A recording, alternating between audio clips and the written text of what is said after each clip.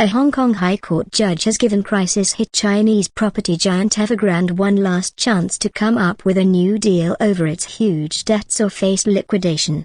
A winding-up hearing, initially scheduled for Monday, was adjourned to the 4th of December. Justice Linda Chan said it would be the last hearing before a decision is made. Evergrande is the world's most indebted property developer with more than $325 billion, a pound $268.4 billion, of total liabilities. It defaulted on its debts 2 years ago and has been working on a new repayment plan ever since. Justice Chan said Evergrande had to come up with a concrete proposal, otherwise it was likely the company would be wound up. A liquidator would still be able to negotiate with creditors. She added, Evergrande did not immediately respond to a BBC request for comment. The case was originally brought by Tropshine Global, an investor in Evergrande unit Fangzhou, in June 2022. It said Evergrande had not honored an agreement to buy back shares the investor had bought in the business. Evergrande's plans to rework its agreements with creditors were dealt a major blow last month when it confirmed that its founder Hui Qian and one of its main subsidiaries were under investigation for suspected criminal activities.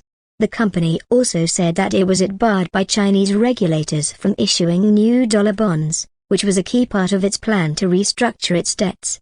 It also cancelled planned votes by creditors on its restructuring plan, which were originally scheduled for late last month. Most of Evergrande's debt is owed to people within China, many of whom are ordinary citizens whose homes have not been finished. When the firm defaulted on its huge debts in 2021, it sent shockwaves through global financial markets as the property sector contributes to roughly a quarter of China's economy. Several other of the country's major real estate firms have defaulted over the past year and many are struggling to find the money to complete developments. Evergrande now has 5 weeks to come up with a repayment plan that its creditors agree on, which it has failed to do in the last 2 years.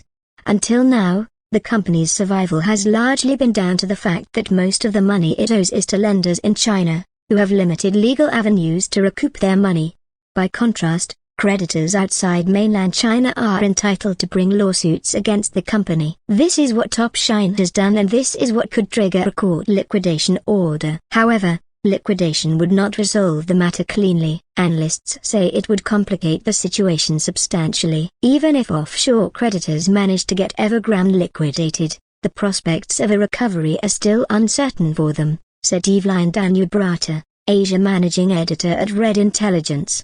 Most of Evergrande's assets are in China, so the company will have to juggle multiple local stakeholders, including home buyers, banks and government officials, she added. Apart from deciding which lenders get priority in a liquidation, there is also question of who will finish the homes that more than 1 million Chinese people are still waiting for Evergrande to hand over. Ms. Danubrata said it is hard to picture a scenario in which foreign creditors receive their money before Chinese homeowners do. Ultimately, any solution will most likely require major cooperation with the Chinese government. It will likely be challenging to pursue an onshore enforcement against Evergrande's assets without some kind of a nod from the relevant authorities, she said.